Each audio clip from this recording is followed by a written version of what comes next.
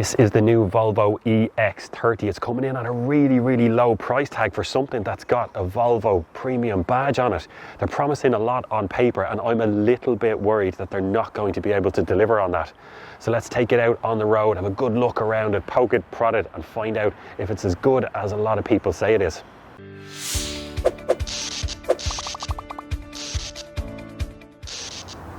Let's start off at the front here, and one of the challenges when you want to get rid of that grille because you've got an all-electric car is that the front of it can just look a bit bulbous and bland, and Volvo have gotten over that really well.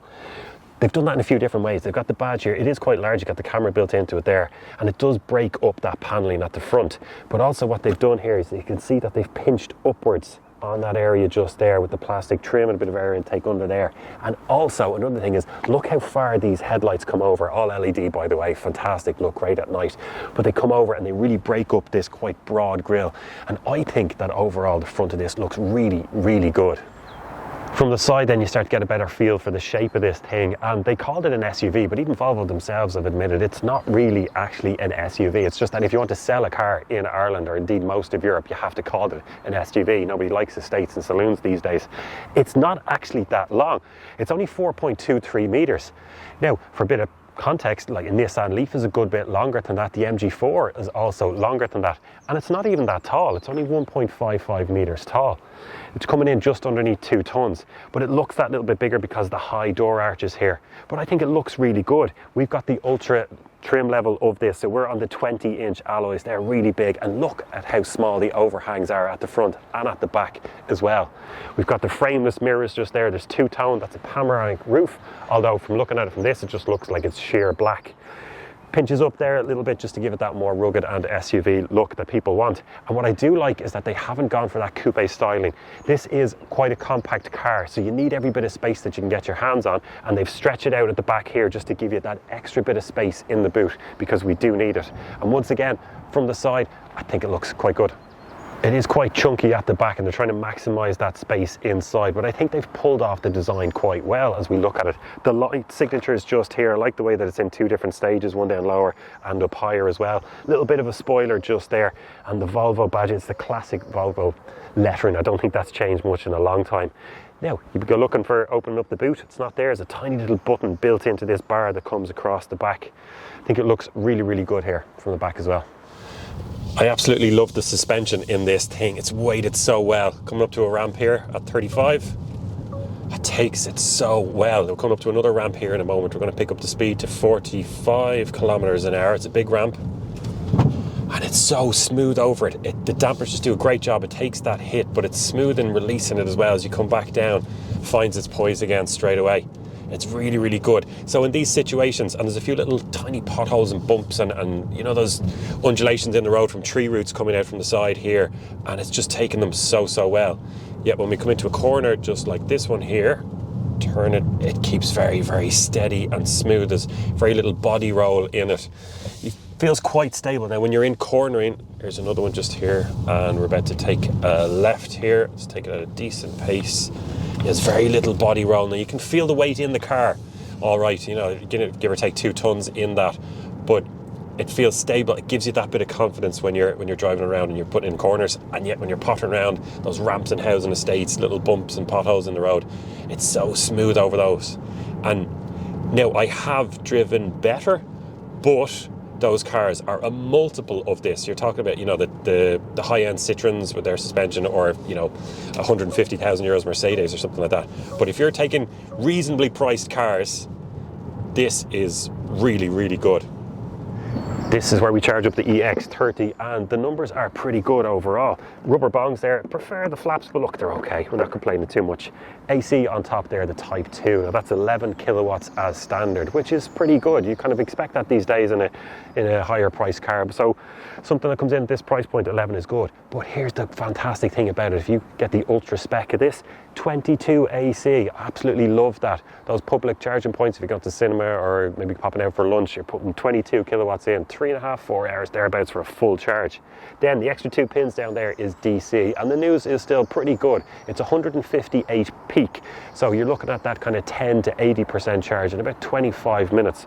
So once again, really impressed with this. And then for the price point, yeah, very impressed. We're going to have a look inside the boot now, but before we do that, I just want to make a point about this car. When people think of SUVs, they think, oh, big family car, loads of space inside. That's not the purpose of the EX30. It's compact and it's relatively small. It's only 4.2 meters long. So with that in mind, let's have a look inside the boot. So, little button just here, as opposed to down where you might expect it. Really tidy, you can barely see it, and actually couldn't find it the first time I got the car. And inside we've got just over 300 litres, so 318 litres of space in there. And it's quite a wide opening, little parcel shelf you can get rid of if you want. Now it's not quite a flat floor, but the floor that is there, it is a false floor, and you can drop that down even lower if you want to make a little bit more space there. And of course underneath there's space in there for your charging cables. So overall it's not too bad. If you do want that extra bit of space, you just fold down the back seats there, and that expands out to just over 900 litres. So look, it's not gigantic. If you've got 3 kids and 3 dogs, probably not the car for you. But for most people, when you're getting the shopping in or just pottering around, there's plenty there to keep you going. And yeah, a nice usable space with some tie hooks and a 12 volt in there as well. Press that button, it closes back. It's a great feature to have. Once again, for the price, really impressive. We'll just have a quick word about range, because in EVs that's really, really important. So the one that we have here is the EX30. It's the extended range with a single motor. So you're looking at a range of up to 476 kilometers.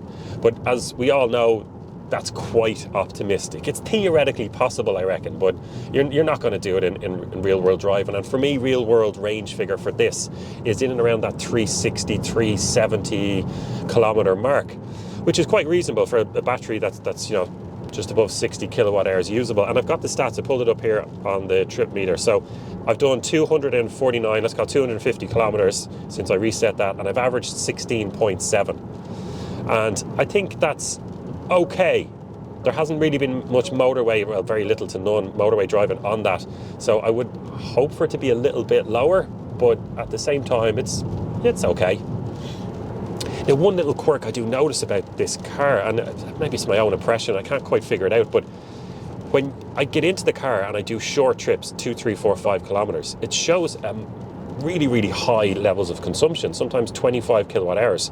And that's just on the flat with no particular wind, pottering down to the shops or something like that. And I can't quite figure out why that is. Is it that it doesn't factor in the regen that you produce in the meantime, which the Leaf does? You have to actually go and expend the energy before the Leaf recalculates.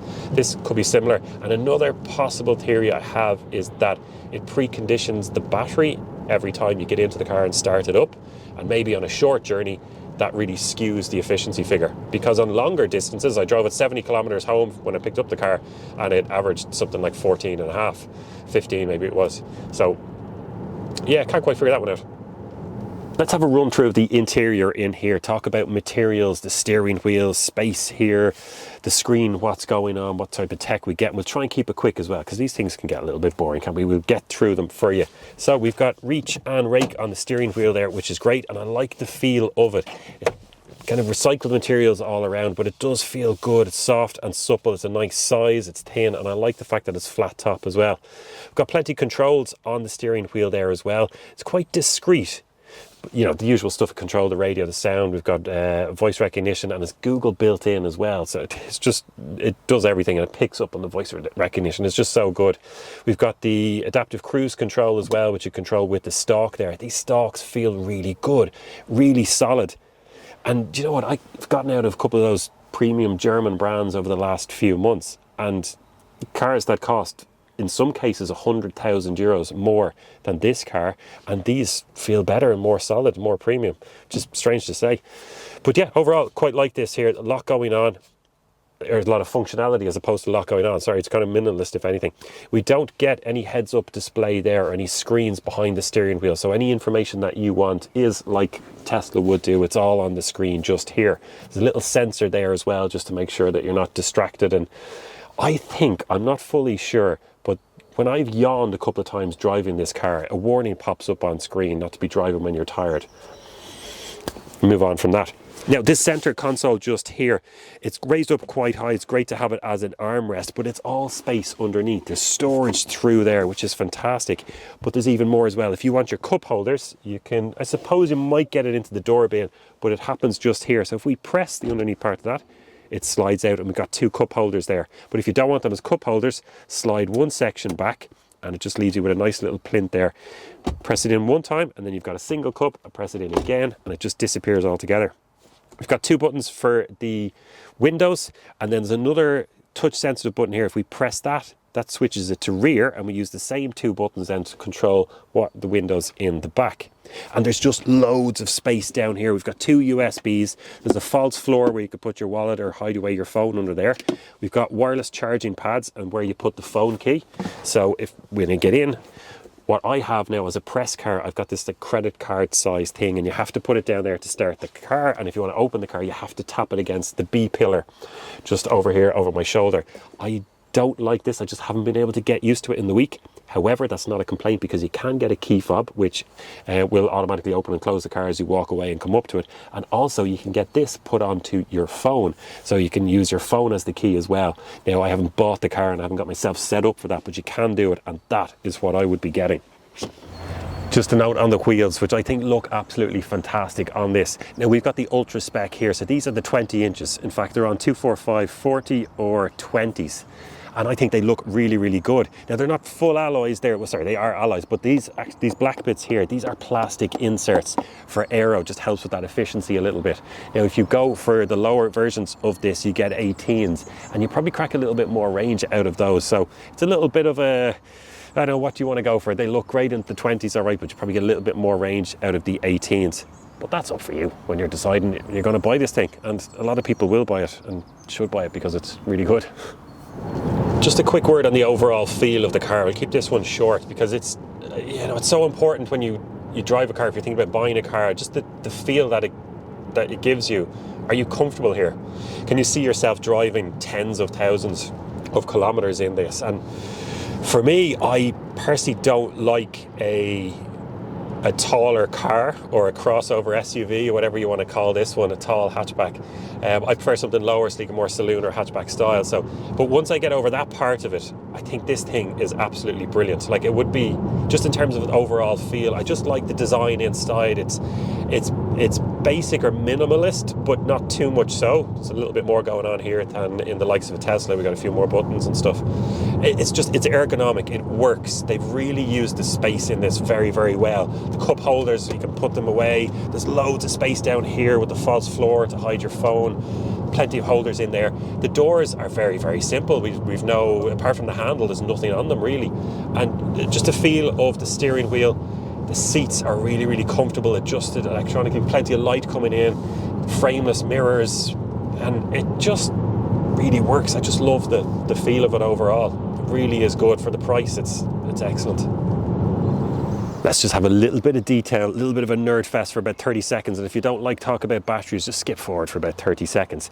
This is built on a dedicated EV platform, which we absolutely love. And that enables the engineers and the designers to do a lot more with the interior. As you can see, they're pushing the wheels forward and backwards at the back as well, just to create a little bit more space in the cabin and do more with the car. The battery that's housed in that platform, tucked in underneath there, is a 64 kilowatt hour usable NMC battery. We'll talk about range separately, but I think they've done a really good job packaging so much into a car that is quite short. I've opened up the bonnet for 2 different reasons, 2 things I want to show you in here. The first is that the EX30 does have a frunk, which is very, very welcome. We like to see that, but it's not very big. This is not Tesla Model Y territory by any stretch. You get your puncture repair kit in there. You might just about squeeze your cables in. I mean, what is it? It's 8-10 litres thereabouts. But look, it's good to have it. The other reason I wanted to open this up was to point out that there is a heat pump in there. Now, we get that with this car because we've got the Ultra spec on it. I think it's different in different markets depending on where you're watching that. But in Ireland, you spec up to the Ultra and you get it, but you don't get it as entry down the lower ones. Now, I'd love to be able to spec it on its own, because if you want to trade up to Ultra, it's thousands of euros, but it's great to have, give us a little bit more efficiency in winter, which is a nice thing. Now, this is where the magic happens. I hate to use the phrase, but it is. Everything happens through this screen here, and it's a nice size. It's not overwhelming. It's tidy, but it's big enough to have everything that you want there, and it's split into sections, which I really like. Some basic information about the top, what doors are open, park, reverse, neutral. In the section, you've got Google Maps open there, your radio, any connected devices, but then you've got lots of hotkeys just down here. So if we want to open the glove box, by the way, there's no handle and it's not over there where the passenger is. Let's have a look at this. Pops open just here in the middle, and I like that because that's dead space. Normally they're using it as the glove box and they're converting what would be the glove box into leg space for the passenger, and that for me is good and it's clever thinking. Yeah, some fixtures down the bottom, your home screen, the car, your climate control, your hazard lights, and a button to access all the apps, and I like that they're permanently there so you've got easy access to what you need. But the fact that it's got Google Maps is just brilliant. Really, really like that. Now, let's go into a little bit more detail on that. So if we press the home button, this is the screen that you get with Google Maps there and the basic information around it. But we can also press this car symbol just there. And we've got access to the lighting in it, your demisters, the glove box opening, the boot opening, things like that. The colours, actually, the ambient that you want. Anyway, it's really, really good. I'm impressed with that. So we go to car status here. We've got tire pressure, trip information, and then there's settings as well. And there's a lot going on with settings because this car is pretty good on tech. I have to say, really, really impressed with it. And at the price point, I'd say I'm amazed at it. It really is good. So let's click on driving there. Pilot assist, speed limiter, but that's for a conversation when we're out on the road. Most of that safety assistance as well. In fact, let's skip that because we'll talk about that when we're on the road. Controls here. So the display brightness in the screen, rear fog lights, you can adjust the rain sensitivity for the wipers, locking the rear windows. It just loads there. I won't go through everything. Then we've got sound as well. You can control the volume. This has got the Harman Kardon built into it as well. And it doesn't have any speakers in the door, which you might have noticed in the B-roll. Oh, the only thing that's on the door is the handle. No speakers, no windows. It's this sound bar that goes across the top. And it's got, I think it's 1045 watt output in total. Really, really good system. Let's go out of that. But yeah, you can control charging, profiles, Google, you can log into it. There's just so much going on there. There's a lot that I want to tell you about, but that's for the driving section. So I think we'll leave it at that and just say that overall, I'm really impressed with what's in here. A lot of people kind of judge a car about how the door sounds, don't they? So let's give it a shot. Ooh, nice. Let's try it again. Put my mic really close to it. Yeah, it's very solid. So 200 kilowatts, 272 PS of power in this version that we have. So 343 Newton meters of torque. So this thing packs a punch. And this isn't even the fast version. There's a fast version that has, what is it? It's like well over 400 horsepower. I'll throw those figures up on screen. But we're about to join a motorway here. So once we pick our gap, we'll head out. Let's see what that feels like. So we're carrying 80 as we get to the motorway. Okay, indicate, floor it. Whoa, 90, 100, 110, 120, and ease off. Wow. This picks up speed like, it's incredible. You know, we're in, what, a 45,000 euro car, thereabouts, depending on how you spec it. And we've got that level of power. And this is the slow version. The faster version of this has 420 PS, 428 PS, and will do that 0 to 100 sprint in 3.6 seconds, which is phenomenal. And you can get into one of those for in and around 50. It's even less than 50, actually. And even this one here, 5.6 0 to 100, like that's fast. It's quite fast. Quick word about space. So I sat into the car now. I have this set up for me at 6'2" or 1.89 meters, and I'm probably a little bit gangly legged as well, to be honest. So this is well back, far more than most people would have it. And I've the seat set all the way down to the bottom, and it feels fairly spacious in here.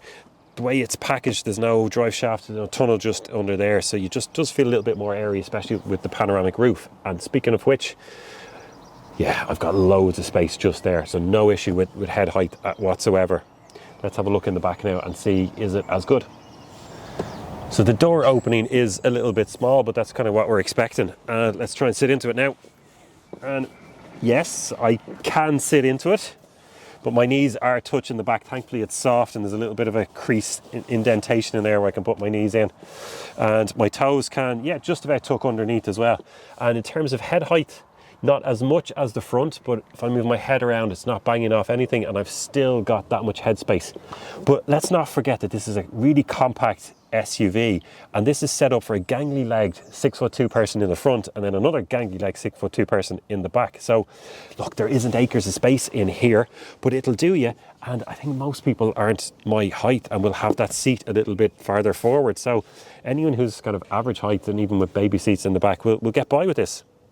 Yeah, there's bigger options out there, but look, it'll do. Just talk about what it feels like in the back here. So I'll close the door. I've left the window open so you can still just about see my head. How are you? But just to give me the effect. So yeah, a little bit tight in legroom as we mentioned just there, and quite high arches, but I can still see the panoramic roof is letting in a lot of light, which isn't too bad. And down here I've got electric windows, we've got 2 USB. There's a nice little area there where you can tuck in your phone, and then there's this little holder earlier on, which is great, and it's kind of hard plastic, but that'll keep a lot of things in check just there. Seats are comfortable. I wouldn't fancy being the third adult in the middle, but do you know what? That quality follows through here. So in the door, in the handles, the seats, yeah, it's good quality inside. Just a quick word on what EV platform actually is. Now, if you're here to learn about the EX30, you want some information, skip on to the next 30 seconds. I don't need to bore you with this, but if you're a long-term subscriber or if you're enjoying this content and how I'm talking about electric vehicles, then please do stick around for a few seconds. EV platform is a passion project of mine. I'm doing it in my spare time. It's not a job. We get a minuscule amount of money off ad revenue, and in fact at the moment we're not even monetized, so I'm not getting that as I'm recording this video. It's a passion project because I love electric vehicles. I see them as the future and the way that things are going. But it's not just passenger cars, it's bigger vans, it's e-bikes, it's those little small micro cars, quadricycles, public transport and electrifying that, but also where the electricity comes from. How do we charge up our cars and that infrastructure? It is a passion project. I'm on a journey of discovery with this myself, and I do appreciate people that have already subscribed joining me in that. And if you are enjoying this video, please do consider subscribing and joining in this little journey that I'm on. One thing I absolutely love about this car is the adaptive cruise control and level 2 autonomous driving. In a car at this price point, to get it is just, it's brilliant. Now a couple of others do it, the likes of the MG range, they've got fantastic pilot technology in their car, and this one is just, it's really good as well. So what do we mean by that? Right, well, I'm on the motorway here. I can see that there's a couple of slower moving kind of trucks or something like that up ahead anyway. So I've pulled it back here just to be tracking those, but at a distance of a couple of 100 meters, because I want to show you this. So to activate the cruise control, we pull down on the gear stick, as we used to call it here, so the gear selector. So I pull that down, a long pull, and it goes straight into cruise control. So the cruise control is on now, but it's not just that, it's adaptive as well. So when I'm coming up behind the car in front, so I'm going to press a button on the steering wheel here, it goes up in 5, so up to 100, up to 105. I can feel the car accelerate now. Any moment we're going to come up behind this car. Let's go to 110 actually. And it will slow you down and track the car in front. And you can even choose 3 different distances. If we go into the menu here, press the car symbol to bring that up, go into settings, and then you can choose to track the car as very close, medium and far away. And yeah, it slowed us down now here, so we are back to 93 kilometers an hour and we're tracking that car in front, which is just absolutely brilliant. And here's an even better part. I'm not even steering. Now you have to legally have your hands on the steering wheel, but just it's following the contours of the road. And so it just makes it such a pleasant drive on a longer distance where you're not worrying about anything. Just put on the adaptive cruise control and just chew up the miles. And still, this thing will still get you from Dublin to anywhere in the country on a single charge, so you can do plenty of that. Yeah, this is great. It's coming to that time now where we just round up the video and give some summary thoughts. At the outset, I said that I was a little bit concerned for the EX30, concerned for Volvo and what they were aiming to achieve with this. The price point that they're putting out at, could they actually match that quality? Or are they going to let that Volvo badge down, which I've had a lot of time for. Been in one of these cars for my parents' ownership for 30 years or so. And the answer is emphatically no. I am hugely impressed with this thing. Now, is it perfect? No, it's not. There's a few little things I'd like to change, and you can see where they've cut some costs to keep that price down, and it just lacks a little bit refinement in places to make it a superior machine. But then when you think about the price, you slap yourself on the hand and you say, no, this thing is phenomenal. I get to drive a lot of cars doing these reviews, and every now and again, every 10 or 20 cars, something comes along that you just know you're going to be recommending to family, to friends, and this is one of those. I'm blown away by it. I think it looks great. The range is pretty good, it charges pretty good. The tech inside with level 2 autonomous driving is fantastic. Real good feel on the interior. It's not the biggest, but if you don't have 14 kids and 7 dogs, then you don't need all that space anyway, and this will do the trick.